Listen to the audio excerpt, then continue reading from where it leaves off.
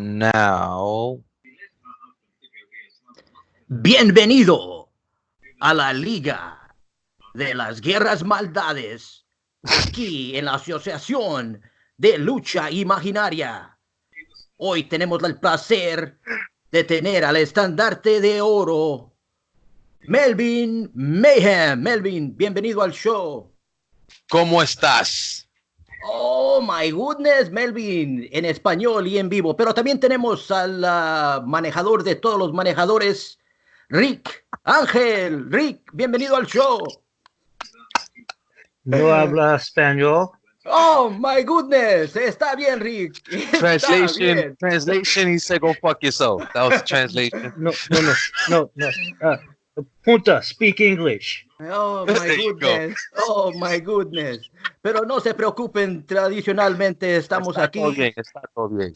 Y Melvin, yo ¿Cómo soy estás? el más fantástico para servirle. Un placer. Continúa, Melvin. Estamos en orden. So for those of you who don't understand what the fuck this guy's saying, this is El Mas Fantastico from the group Por La Paz, who is a member of WWL roster. He's one of the quiet ones. So thanks for being on the show, Fantastico. El placer es tuyo, Melvin, ya sabes. Yeah. Oh, of course. And again, I also have here one of the greatest managers in the WWL, arguably probably the best. I'll go out there and say it. I have said this with Flip on previous podcasts. Welcome to the show, Rick Angel. How you doing, man? I'm doing good. Thanks for having me, Melvin. Yeah, man, it's good to have you back on. It's been a while since we had you on the show. Yep. So it's good to have, some managers come back on after a while. Oye, Melvin, ese es el nuevo dios de dioses aquí en la liga esta de las guerras malvadas, ya sabes, el nuevo dios. Yeah, so what he's saying, so again, I'm gonna try to do some loose translation for you guys out there. He's saying that Rick is the new god of gods. So I think he's trying to throw some shade at Giuliano, who actually might be joining us momentarily. So that's gonna get real interesting. But I'm just gonna jump right into this. Again, I have you guys both on here. This isn't gonna be a trash talk edition. This is gonna be straight covering champions, some updates, tournaments, and things of that nature. So I'm gonna jump right into it. We're gonna get into Bulletin Champions. This is cycle 22. Crest of Chaos champion, the impassive Knave, about fucking time. Twisted Carnage champion, we have Fire. Smoldering Sorrow champion, Vicious Vinny Valentino. Court of Torment, we have Holocaust. Belt of Subtlety, the Catholic Goddess, Abigail Pureheart. Ending Misery. Esa sí me gusta a mí bastante, esas católicas. My goodness. I'm sure you do. Ending Misery, Fist of Steel, Kabuki Dragon. Girdle of the Berserk, we have the debut of Stephen Q. Urkel. Nice debut, picked up a title first cycle out. Infernal Vengeance champion, Muertos Vivientes. Gun Belt of Hell is Lord Larius. Chain of Echoes, we have Crown. Shattered Bloodlust, Agent Envious. Whispered Agony, we have Irresistible Candy. Band of Distant Wars, The Savages, Squirrel Skinner, Mary Lou McCoy, and Mudslinging Sherry Hatfield. Band of Distant Wars TV, we have Centricity and Ariana Spooks. Circle of Sanity champions, Axel, Slash, and Crown.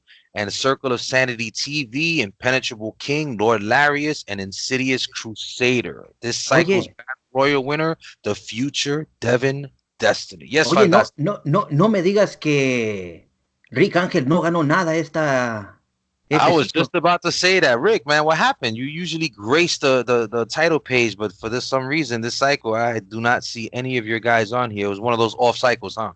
Yeah, I figure I'd take it easy on the rest of them, let them get some title appearances. Ya, eso sí, ya sabía. Yo ya sabía de que este cabrón, porque como era la Navidad, yo sabía que este cabrón nos iba a dar regalos a todos. Dijo, mira, hasta el pinche imposible rey va a ganar algo. Y ahí está, que ganaste, cabrón. Fuck you. So for those at home, he's basically saying Rick gifted everybody these titles because he took a cycle off and, everybody had a chance to get on the title page is what he's saying. But so Fantastico, go fuck yourself. So moving right along. Hasta les dieron a esas pinches viejas salvajes. Hey, mira, Fantastico, when you gonna get a belt? Las pinches viejas salvajes también agarraron algo ¿ya ves? Hey, pinche Fantastico, when you gonna win a belt? Eso lo dice todo ahí con esas viejas salvajes con que ganaron ellas, eso lo dice todo. That's what I thought. Where's your title? Where's your title, Fantastico? You haven't won yet. ¿Cómo le What's dices going aquí la del el tag team, como dicen ustedes aquí, el tag team? Tag team your ass the fuck out the league. All right, next up, we're gonna get into a tournament update. This is the 32 wrestler single elimination tournament we have going on. For those who don't know, the winning manager, winning wrestler will receive $1 million in iCash, 50 free matches. If it is a male winner, that winner will become the #1 contender for the Nefarious World Heavyweight Championship. And if it is a female winner, she will become the #1 contender for the Goddess Extreme World Championship. So I'm just going to cover the round 1 matches and who won. First up, we had Dark Soul Damian Livingston defeated the phenomenal J.A. Styles. Lightning Tiger defeated Bacterial Infection. Squirrel Skinner Mary Lou McCoy defeated Lady Cybernetica. Fist of Steel Kabuki Dragon defeated Buford Blackwood. The return of Ty Thonbo, everyone's favorite midget, defeated the impassive Name. I heard something there. Esmeralda Diamandias, we're going to get into that later. Esmeralda Diamandias defeated Bladder Infection. Felicity Fate defeated Mudslinging Sherry Hatfield. Princesa Muerta defeated Delta Lotta Pain. Sugar Manflowers defeated Skyblade the Tiger King. Justin Kyle defeated Big Daddy Johnson. Hal Uranus defeated Sebastian Fate. So not too bad for you, Rick. One made it, one guy eliminated. Mistress of Pain, Susie Sweet defeated Black Widow Denise Destiny. The Poker, MJ defeated Renegade Slade Stevens. MJ's #1 fan defeated Lenny S. Drops. The Future, Devin Destiny defeated Bishop Fate. And finally, Adrian Adams, Mr. Social Media himself, defeated Alec. So that was a round 1 results for this amazing tournament we have going on. It's going to move on into round 2. The brackets are up on the page, so you can just kind of figure out exactly who you're going to be doing battle with next. But I will update it and put that up on the page. So Rick, what are your thoughts that Hal made it and Big Daddy didn't? 50%, at least one of them made it through after the shitty cycle I had this time. I mean, it was kind of a given one of you guys were going to make it. So I highly doubt it. Both of you would get eliminated in the first round. So it looks like since generally I run the same strat with both of them, I wasn't so sure. Yeah, that is true. Well, luckily, again, Hal did go up against Sebastian Fate, who looks like he had an off cycle himself. So Hal took complete advantage and is moving on into the tournament. And again, for those that forget, when it comes to the Mayhem titles, which again, Hal Uranus was the longest reigning Nefarious champion at the time before he got knocked off, obviously, and he had to work his way back up. So this is one of the ways he's able to do that and get himself back into the title picture. So, you know, it's too early to tell if he's going to be able to get into the finals, but I'm pretty sure he has a really good chance of doing that. You run a great roster there, Rick. So I would not be surprised if Hal makes it into the finals at the very least, and then possibly move on to become the #1 contender. So good luck to Hal. Thank you. Definitely. Before we go on, since I have you on the air, I wanted your thoughts on the return. I just mentioned it earlier of none other than Ty Thonbo.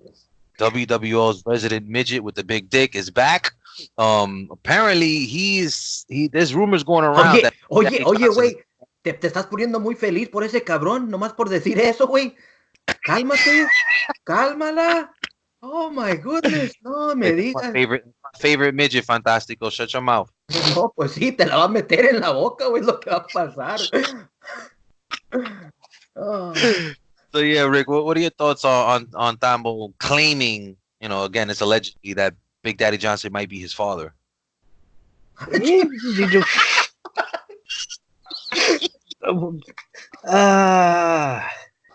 No le creas, no le creas, Rick. Dile que se vaya a la chingada. He says he has proof. Okay, so I don't know what that proof is. We'll have to see what proof he's got on that one.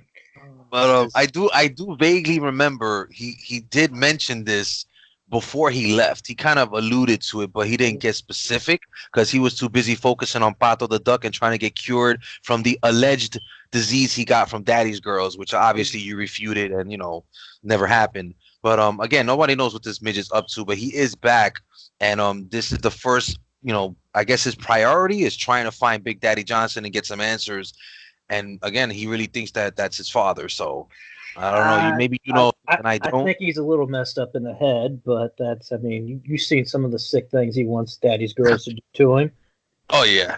I mean, from my understanding, as much as you guys might hate him, he was like the #1 caller. He did give you guys a lot of fucking money. So yeah, he did. It can't be all bad. Ay, no, So let's see how this plays out. I don't know what his evidence is, but I have a feeling that we're gonna find out real soon. And then from there, maybe I'll bring you back on the air or have Big Daddy Johnson, answer some questions, and we get down, get to the bottom of these accusations. Oye, casi creo que quieres que te metan otro dorado como te lo metieron esta otra temporada a ti, güey. Ya vas a empezar otra vez. Como que si nomás ahí estás picándole y picándole para que te lo metan, cabrón. Qué lástima contigo. Out of this podcast, almost every single Dark America manager is gonna love this one, and they know why. Fuck, man. All right, so right along.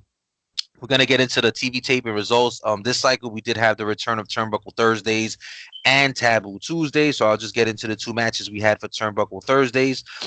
First matchup we had was Lenny S. Drops. He went up against Silver Bullet, and this ended in a no contest. It was a draw. Next up, we had Captain Spaulding from the Firefly family, and he went up against Bishop Fate of Dark America, and Captain Spaulding did come out victorious. So kudos to him for picking up that win.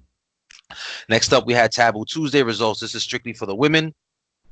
We had some rematches here from the pay-per-view because some of them were undecided. We had Loca and Delta Lotta Payne, a.k.a. Cage T, for those who don't know. They went up against Snowy Chloe and Mad Maddie, and they did pick up the win and are victorious. Irresistible Candy drew Roxy Ravage in a rematch of their own. This is actually the second time that they've drawn each other, so this looks like a nice little rivalry going on because it seems none of them could get the upper hand on the other, and looks like we might have to do a third one to see exactly who the better wrestler is, but we'll get to that next cycle. Next up, we had another rematch. Black Widow Denise Destiny. She defeated Venus X, newcomer and new member of Dark America, who did draw her at the pay-per-view, but this time she came up short, so kudos to Denise. And then finally, we had Ariana Spooks and Centricity.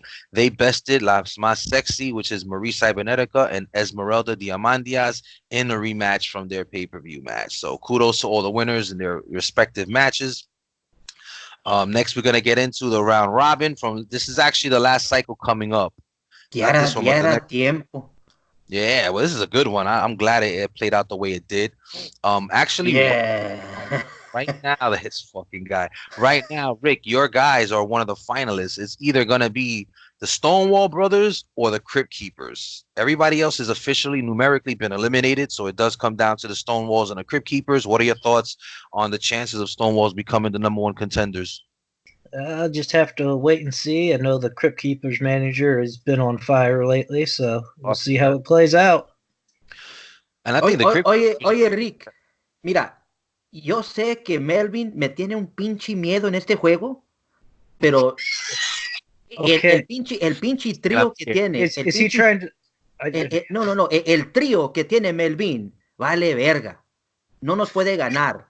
Okay, I understood trio. That's it. Sí, pero el trío de Melvin vale mierda. Shit, it's no good. Ese trío vale. Ya que se acabe el torneo de 6. Those guys? Yeah, they're not worth shit. Vale, ajá. Ese trío. Yo, Perfecto y Señor Increíble, los vamos a madrear. Ya que se acabe este pinche torneo, nomás dile. Tú dile, Rick. Fantastico, since you're talking a lot of shit right now, how about I put up my 3 against your 3 and we do this at Age of Anarchy? How's that? No, pero tú nomás quieres una y te vas como que si eras una puta, nomás te quieres ir así nomás luego. Tiene que ser una serie. Best 2 out of 3. Let's do a best 2 out of 3. Ya dijiste, aquí está, lo firmamos. Ahí estamos. Pinche güey. Okay, so now I think I said that right. So again, Crypt Keepers right now are in front. They have 16 points. Stonewall Brothers are right behind them with 15. Again, everyone else is numerically eliminated. That includes Flamingo Brothers, MJ Family, Agents of Endgame, The Infection, Dark Judges, and ICAM. So right now it is up to Stonewalls or the Crypt Keepers. Whoever does win, most likely they will become the number one contenders. And right now, Crypt Keepers have not lost yet. They're the only team from my standings that have not lost a match. They drew one, and that was against the Agents of Endgame, but everyone else they managed to defeat. So Crypt Keepers are definitely the real deal, man, and they look like they're trying to get those titles themselves. So we'll see how it plays out. But good luck to the Stonewall Brothers, good luck to the Crypt Keepers, and we'll see what happens over the next few cycles. So No, yo digo Stonewall. Stonewall va a ser el campeón de esa serie, vas a ver. Oye, Melvin, I don't, uh, I don't doubt it. I actually agree with you there. aunque me quisiera quedar, me tengo que ir a la chingada. Ya sabes que ya sabes que nuestro tiempo aquí es corto y te veo para la otra, güey. Rick, buena Okay, suerte y ahí te dejo con Melvin. vete pa'l carajo, fantástico. Adiós, muchachos, y no más pantalones. Take care, man. Okay. Rick, you still there with me, so buddy? no pants. Is that what I got out of that? That's exactly what that's this thing going on. No more pants. I don't know Okay. what the fuck he's saying, man. Okay. I'm just running with it, brother. So Ah, moving right along. So again, right now, I did just touch on the fact that it's either going to be Crypt Keepers or Stonewalls. Right now, this series, that round robin, as everyone knows, is running parallel to the Sinister Seven series, which we have going on right now between the Survivor Dynasty and Annihilation Inc. That series has been fucking amazing. Right now, it's 2-2-1. Both of them have 2 wins, 2 losses, 1 draw. Match number 6 is coming up next cycle. It will be a lumberjack match.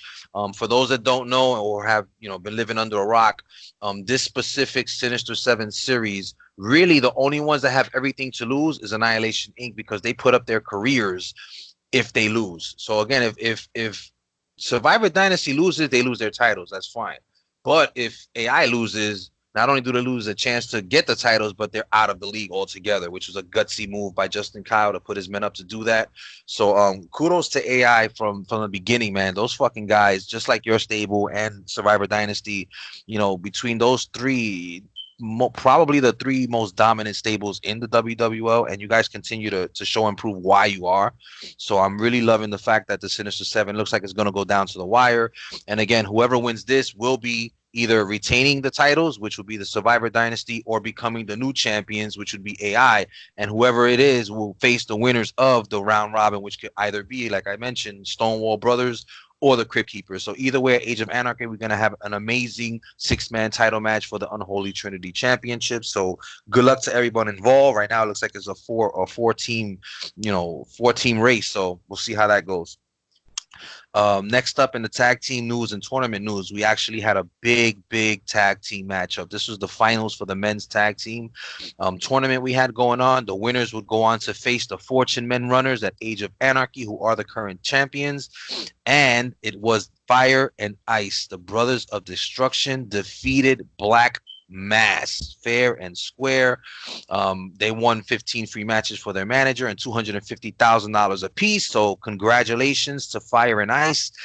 They go on to face Fortune Men Runners at Age of Anarchy. That's going to be an amazing pay-per-view matchup, and they definitely earned it.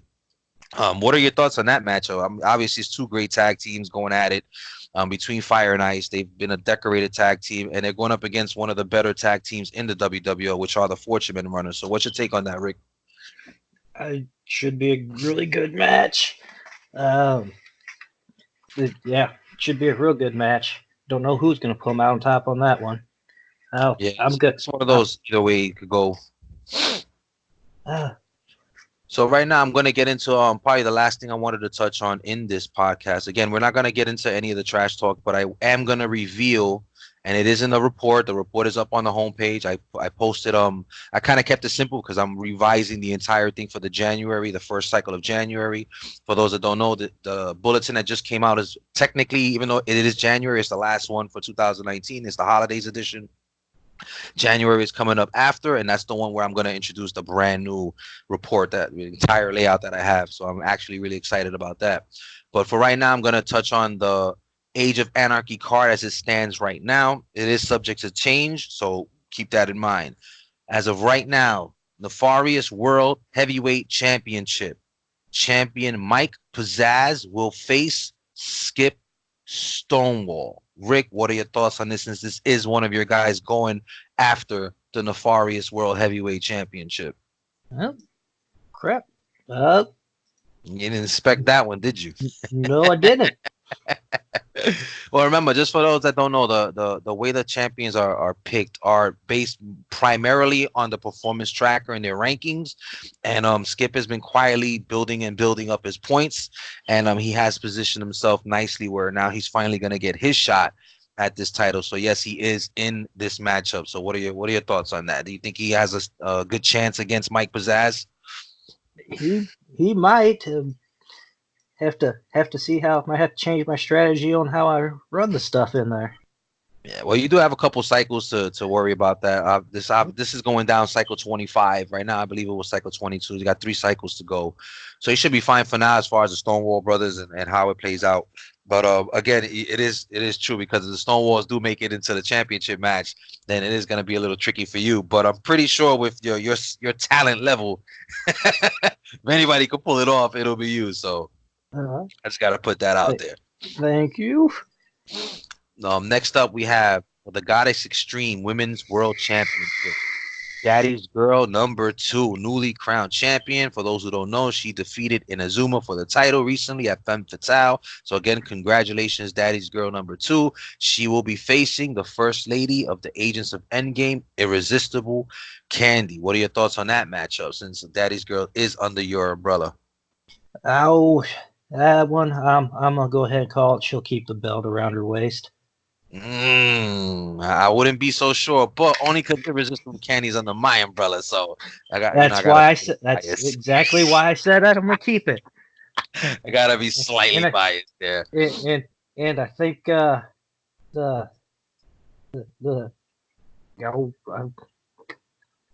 think our other person here would agree with us. You still here? No, he left already. He left? Okay. Good riddance. But yeah, I'm not gonna say that Irresistible Candy will win. I do want her to win, but obviously she's up against some fierce competition. Daddy's Girl is the fucking real deal. Arguably, probably in the top 2 wrestlers in the league, period, male or female. I definitely give her that much. So it is gonna be a tough fight for Irresistible Candy, but she has positioned herself for this title shot. So you never know. Only one way to find out. We have had huge upsets before, and it might happen again, but only time will tell. So good luck to Daddy's Girl 2 and to Irresistible Candy. Next up, we have the Wicked Wayward Intercontinental Championship. We have the future Devin Destiny versus Lightning Tiger of the Lightning Kings. I'm actually looking forward to this one. It's going to be a good matchup. A lot of people don't realize, but Lightning Kings, as a tag team, they've been great, but as in singles, Lightning Tiger's been fucking amazing. And he's always hitting the title page for the most part anyway. He's winning a lot of his matches, so he's been kind of flying under the radar almost, even though he's been a champion. So now he's going to be able to face and possibly become the new Wicked Wayward champion at Age of Anarchy. So good luck to Lightning Tiger. Good luck to Devin on keeping the title.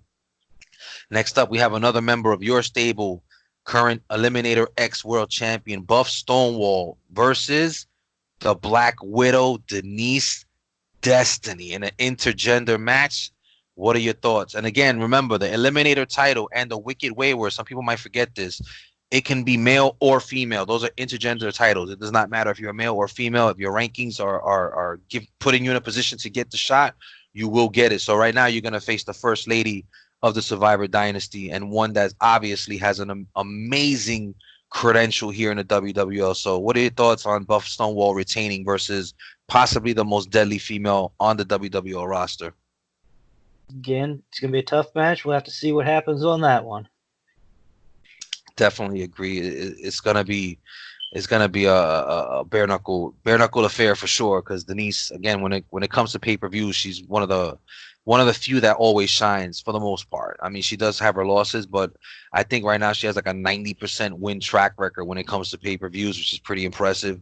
So let's see how that plays out. Maybe she wins, maybe she doesn't. Next up, which I mentioned earlier, the Mayhem Mayhem Men's Tag Team Championship. We have the Fortune Men Runners, the champions, versus Fire and Ice, Brothers of Destruction. I'm super psyched about that match. Looking forward to that one. Next up, we have the Dual Combat Women's Tag Team Champions. We have, obviously, you're well familiar with these two, Angel and Poison. They're the ones who dethroned Three Girls in One Cup at Femme Fatale, which to me, it kind of was an upset, but it wasn't, only because it was Annihilation Inc. that pulled it off. But again, they knocked them off the pedestal, and right now, their contenders are to be determined. So we're gonna find out. Obviously, it's not gonna be Three Girls One Cup because you don't get rematches for the titles. You got to earn them again, but you never know. Next up, we have, I mentioned this one also, Unholy Trinity World Six-Man Championship will either be Survivor Dynasty or Annihilation Inc. coming in as the champions versus either Crypt Keepers or the Stonewall Brothers, depending on who wins the round robin. So good luck to everyone involved.